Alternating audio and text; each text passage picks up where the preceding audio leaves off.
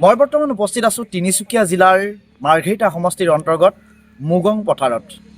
আৰু এটা কথা উল্লেখ কৰিম যে সেই কথাটো হৈছে মুগং পথাৰ বাকীয়ে কেনেধৰণে বাস কৰি আছে আৰু খৰালি হ'লে এই গাঁওখনে নাপায় পানীৰ সুবিধা। আমি প্ৰথমতে এখন ফলক দেখুৱাইছোঁ, মোৰ সতীৰ্থই দেখুৱাবলৈ চেষ্টা কৰিছে। অসম চৰকাৰৰ দ্বাৰা মুগং পথাৰ পানী যোগান আঁচনি জনস্বাস্থ্য কাৰিকৰী বিভাগ ডিগবৈ উপ সংমণ্ডল পৰে আৰু ডিগবৈ তিনিচুকীয়া সংমণ্ডলৰ অন্তৰ্গত এয়া মুগং পথাৰত উপস্থিত আছোঁ। এটা কোটিটকীয়া পানী যোগান প্ৰকল্প আপোনালোকক দেখুৱাবলৈ যত্ন কৰিছোঁ, য'ত মুগং পথাৰ বাসীয়ে 184 ঘৰে বাস কৰিছে। এই গাঁওবাসীয়ে খৰালিৰ সময়ত নাপায় এটুপিও বিশুদ্ধ খোৱা পানী। সেই সামগ্ৰিক দৃশ্যটো দেখুৱাইছোঁ।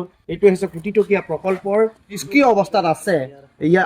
আজি পৰ্যন্ত কোনো ধৰণৰ পানী এটুপিও বিশুদ্ধ খোৱা পানী এটুপিও দিবলৈ সক্ষম নহ'ল। স্থানীয় লোক আছে, তেওঁৰ কাষলৈ যাব বিচাৰিছোঁ। এইটো আমাৰ প্ৰথমতে 2004 চনৰ সময় আছিলে। 2004 চনৰ পিছত তেখেতলোকে লাহে লাহে কামটো কৰি কিনে 2022 চনৰ শেষৰ নৱেম্বৰ ফালে তেখেতলোকে দিবলৈ সক্ষম হৈছিল।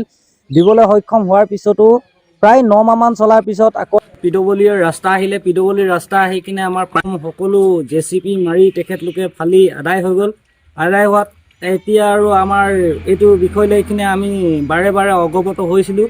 পঞ্চায়ত কৰ্তৃপক্ষক হওক বা বিধায়ক ভাস্কৰ শৰ্মা তেখেতৰ ওচৰতো আমি এইবিলাক কিছুমান কথা ক'বলৈ সক্ষম হৈছিলোঁ যে তেখেতে আমাক একো হ'ব বুলিয়ে কয়, কিন্তু হ'ব বুলি কোৱা কথাটো কেতিয়া আমি হ'ব সেইটো বিষয় লৈ কিনে আমি এতিয়ালৈকে গম পোৱা নাই। 184 ঘৰ মানুহে যেতিয়া ৰাইজখনে বাস কৰে, এটা আমি শুনিব পাইছোঁ যে কলপাত অথবা নতুবা গছৰ পাতত ভাত খাবলগীয়া পৰ্যন্ত হ'ব পাৰে। কি কাৰণে হয়? হয় বাৰু, এইটো হৈ গ'ল। কথাটো কি হ'ল, আমাৰ ইয়াত পানী প্ৰায় দুখ, যাতে আমি অকল ভাতকেইটা বনাবৰ কাৰণেহে পানী টুপি পাওঁ।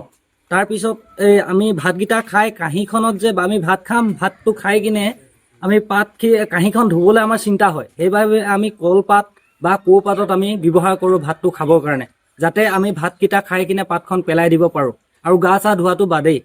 কিন্তু আমাৰ শ্ৰীযুত ভাস্কৰ শৰ্মাই এইটো বিষয় লৈ কিনে অৱগত, তেওঁ জানেই যে এইটো ক্ষেত্ৰত ইয়াত এনেকুৱা এটা কাম হৈ আছে বুলি কৈ কিনে আমাৰ মাননীয় মুখ্যমন্ত্ৰী হিমন্ত বিশ্ব শৰ্মাই এইটো বিষয়ত অৱগত হয় নহয় নাজানো। তাৰপিছত যিহেতু আমাৰ বিধায়ক ভাস্কৰ শৰ্মাই তেখেতৰো যেন এইটো বিষয় লৈ কিনে অৱগত কৰায়। আজি আমাৰ আছাম টকছত এইটো বিষয় লৈ কিনে অনুৰোধ জনাইছোঁ যে আমাৰ মুখ্যমন্ত্ৰী বিষয়াও তেখেতো যে এইটো ক্ষেত্ৰত আমাৰ জল জীৱন মিছন ক্ষেত্ৰত তেখেতো অকণমান আগবাঢ়িব লাগে। যিহেতু দেখিছোঁ আৰু গাঁওবাসী আছে যে আহ্বানটো আপুনি ইতিমধ্যে জনাইছেই যে ইয়াৰ যি স্থানীয় লোকসকল আছে বা গাঁওবাসী আছে, যিহেতু ইয়াত সভা মেল মিটিং কৰে স্থানীয় বিধায়ক ভাস্কৰ শৰ্মাই, তেতিয়া এইপিনেদি পাৰ হৈ যায় নাই? হয়, তেখেতে এইটো বাটেই পাৰ হৈ যায়। এইটো বাটেই আমাৰ বহুত এইফালৰ পৰাই তেখেতলোক অহা যোৱা কৰে।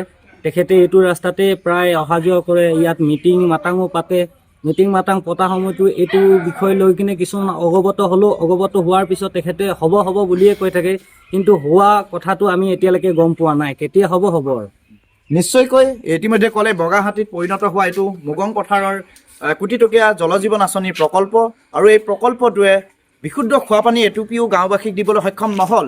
আটাইতকৈ দুখৰ কথাটো হ'ল এই গাঁওবাসীয়ে খৰালি সময়ত পাতত ভাত খাবলগীয়া হয়, পৰ্যন্ত হয়। পুনৰ দেখুৱাইছোঁ, এয়া জৰাজীৰ্ণ হৈ পৰা এইটোৱে হৈছে পানী যোগান প্ৰকল্প, মুগং পথাৰৰ পানী যোগান প্ৰকল্প। এই প্ৰকল্পটোৱে গাঁওবাসীক আজিও এটুপিও বিশুদ্ধ খোৱা পানী দিবলৈ সক্ষম নহ'ল। স্থানীয় লোকসকলৰ লগতে ৰাইজে এটাই কথা অনুৰোধ কৰিছে যে অতি শীঘ্ৰে অসমৰ মুখ্যমন্ত্ৰী হিমন্ত বিশ্ব শৰ্মাৰ লগতে স্থানীয় বিধায়ক আছে, বিভাগীয় কৰ্তৃপক্ষ আছে, তেওঁলোকে চকু ফুৰাই গাঁওবাসীক এটুপি বিশুদ্ধ খোৱা পানী দিব পৰাকৈ সক্ৰিয় কৰি দিবলৈ আহ্বান জনাইছে।